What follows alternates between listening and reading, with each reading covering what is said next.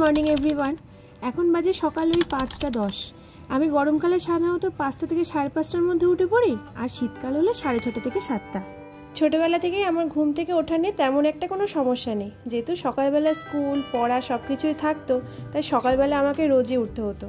আর সে তখন থেকে এমনই অভ্যাস হয়ে গেছে যে এখন যদি চাই একটু বেলা পর্যন্ত শুয়ে থাকি সেটা আর হয় না। আর আমার এই ঘরটা না পূর্ব দিকের ঘর, সবার আগে সূর্যের আলো আমার ঘরে আসে।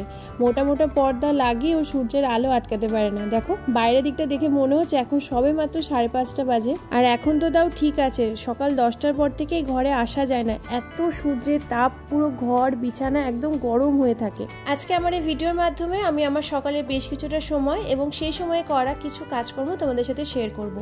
এই কাজকর্মগুলো আমার লাইফটাকে অনেক বেশি আগের থেকে অর্গানাইজ করতে আর অনেকটা পজিটিভিটিটা ভরিয়ে দিয়েছে। তাই চেষ্টা করব যে তোমাদের সাথে সেই এক্সপিরিয়েন্সগুলো শেয়ার করতে, যাতে যেগুলো তোমাদের ভালো লাগবে তোমরা নিজেদের লাইফে ইমপ্লিমেন্ট করতে পারো। আমার মর্নিং রুটিনে যদি সব থেকে বেশি পাওয়ারফুল কিছু থাকে সেটা হচ্ছে মেডিটেশন। তাই প্রত্যেক দিন কিছু হোক বা না হোক মেডিটেশনটা আমি করার চেষ্টা করি। আমরা প্রতিনিয়ত কোনো না কোনো যুদ্ধ করে যাচ্ছি, সেটা মনের সাথে হোক বা অন্য কারোর সাথে।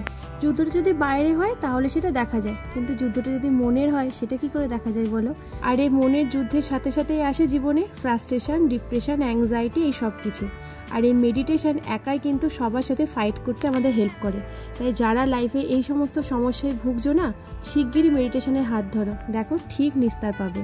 মেডিটেশন করে আমি ডায়েরি নিয়ে বসি সারাদিনে কী কাজকর্ম করব না করব সেটার একটা প্ল্যান করার জন্য। এটা আমি মাঝে মাঝে আগের দিন রাত্রেই করে রাখি, যেদিন সেটা হয় না সেই দিন সকাল সকাল করে নিই। তোমরা অনেকেই জানো আমার একটা শাড়ির ব্যবসা আছে, তো তার কী কন্টেন্ট শ্যুট হবে, কটা ফটোশ্যুট বাকি আছে, তো এই সমস্ত কিছু লিখে সবটা কমপ্লিট করে এখন বেরোচ্ছে একটু মর্নিং ওয়াকে যাব। যা গরম পড়েছে বাড়িতে আজকে আর কার্ডিও করতে ইচ্ছা করলো না, আর সকালবেলা বেশ সুন্দর হাওয়া দিচ্ছে, তাই ভাবলাম যাই একটু বাইরে থেকে হেঁটে আসি। এখন ওই 6টা বাজে। হাঁটতে হাঁটতে আমাদের এখানে একটা বজরংবলীর মন্দির আছে, সেখানে বজরংবলীর দর্শন হয়ে গেল। এই মাঠটা এতটা বড়, এই মাঠের 2 চক্কর দিলেই অনেকটা হাঁটা হয়ে যায়। মাঠটায় 2 চক্কর দিলাম, তখন মোটামুটি 6:30 বেজে গেছে। আর বাইরে যা গরম, তাই ভাবলাম যাই আর হেঁটে কাজ নেই, বাড়ি যাই। বাড়ি এসে ফ্রেশ হয়ে ঢুকে গেছি রান্নাঘরে। আজকে ব্রেকফাস্টটা আমি বানাবো বলে। আমাদের বাড়ি কাজকর্ম আমি, মা, বোন 3জনে মোটামুটি ভাগাভাগি করে করি। তাই মাকে বললাম যাও আজকে আমি ব্রেকফাস্টটা বানাচ্ছি। আজকে আমি একটা ভেজ স্যান্ডউইচ বানাবো। অ্যাকচুয়ালি আজকে ভেজ স্যান্ডউইচ আর আলু স্যান্ডউইচের মাঝামাঝি কিছু একটা বানাবো। সমস্ত সবজিপাতিগুলো কড়াইতে একটুখানি হালকা তেলে ভেজে নিয়ে তার মধ্যে 2টো সেদ্ধ আলু একটুখানি ম্যাশ করে দিলাম, দিয়ে সব মশলাটা ভালো করে নাড়াচাড়া করে নামানোর আগে একটুখানি গরম মশলা আর একটু লঙ্কার গুঁড়ো দিয়ে আর একটু ভালো করে নাড়াচাড়া করলাম। আর অবশ্যই নামানোর আগে দিতে হবে একটু আমচুর পাউডার, খুব সুন্দর টেস্ট আছে জানো এটাতে। এরপরে একটা ব্রাউন ব্রেড নিয়ে মাঝখানে পুর দিয়ে তাওয়াতে অল্প একটু বাটার ব্রাশ করে হালকা আছে এটা দিয়ে দিতে হবে সেঁকতে। যেহেতু বাবা অফিস যাওয়ার আগে ছাতু খেয়ে যায় আর টিফিন নিয়ে যায়, তো সেই জন্য আমরা 3জনেই খাবো। আর এইদিকে দেখো ব্রেকফাস্ট বানাতে গিয়ে যে চারিদিকে যে মেসটা ক্রিয়েট করেছে এটাকে এখন পরিষ্কার করতে হবে, তা নাহলে আমার আজকে আর রক্ষে নেই। সেই জন্য ওইটা যতক্ষণ হালকা আছে সেঁকছে ততক্ষণ ভাবলাম এইদিকে সব পরিষ্কার করে ফেলি। আর তোমাদের সাথে কথা বলতে বলতে সুন্দর আমার পাউরুটিটাও একদম ক্রিস্পি করে শাঁকা হয়ে গেছে। আর বাকি যে কটা বাসন ছিল সেই সব কিছু বাসন পরিষ্কার করে এখন যাব স্নান করতে। আর যেহেতু বললাম আমাদের বাড়িতে কাজকর্মে সাহায্য করার মতো কেউ নেই, সেই জন্য আমরা 3জনাই ভাগাভাগি করে আমাদের কাজকর্মগুলো করি। আর সেটাতে হয়েও যায় জানো তো, কারোর উপরই বেশি লোড পড়ে না, বাট কাজটা সুন্দরভাবে হয়ে যায়। আমার এদিকে সমস্ত বাসন টাসন ধোয়া কমপ্লিট। এদিকে এখন শুধু স্যান্ডউইচটা একটু সার্ভ করব মাঝখান দিয়ে কেটে, যেহেতু আমি আর মা সস খাই না আর বোন সস ছাড়া খেতে পারে না, সেই জন্য বোনেরটাতে শুধু সস দেবো। এই তো সব কিছু কাজকর্ম কমপ্লিট করতে করতে 8:30 বেজে গেল। তো এখন যাচ্ছি স্নানে। স্নান কমপ্লিট করে একেবারে যাব পুজো করতে। আজকে দেখো কি সুন্দর লাগছে না এই ফুলগুলো। এই ফুলগুলো জানো তো আমি যখন কলেজে পড়তাম তখন স্টেশন থেকে কিনে এনেছিলাম, এখনও এই ফুলগুলো ফোটে। মা যেহেতু সকালের দিকে পুজো দিয়ে দেয় সেই জন্য এখন আমি শুধু মালা করব, তো সেই জন্য আগে প্রদীপটা একটু জ্বালিয়ে নিলাম। খুব রিসেন্টলি আমি মালা জপ করা শুরু করেছি। খুব বেশি আমার কাছে জ্ঞান নেই মালা সম্পর্কে, যতটা শিখেছি ইউটিউব থেকে শিখেছি, আর যতটা পারি নিজের মন থেকে যতটা দেয় ততটাই করার চেষ্টা করি।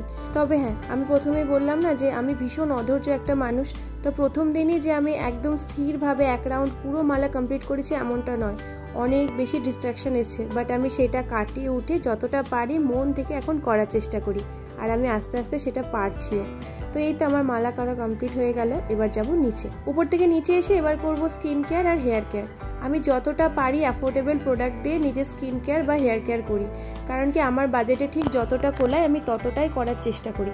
অনেকেরই ধারণা যে স্কিন কেয়ার বা হেয়ার কেয়ার শুধুমাত্র মেয়েদের জন্য, কিন্তু কথাটা একদমই ঠিক না। মেয়ে ছেলে উভয়েরই স্কিন এবং হেয়ারের দুটোরই একটু করে পরিচর্যা করা অবশ্যই দরকার।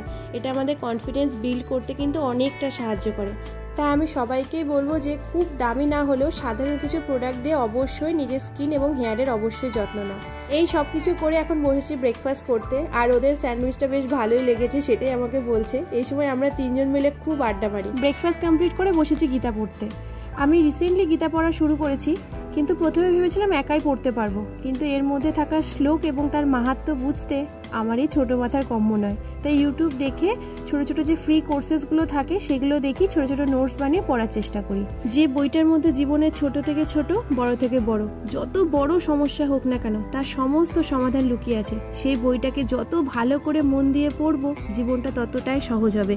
তাই প্রত্যেকটা দিন অল্প অল্প করে গীতা পাঠ করার চেষ্টা করি। তো এই তো গীতা পড়ার সাথে সাথে আমার মর্নিং রুটিন এখানে শেষ হলো, আর ব্লগটাও এখানে শেষ করছি। তোমরা জানিও আমার এই প্রথম ভিডিও তোমাদের কেমন লাগলো, আর তোমাদের লাইফেও যদি এরকম কোনো মর্নিং রুটিন থাকে আমার সাথে শেয়ার করতে ভুলো না।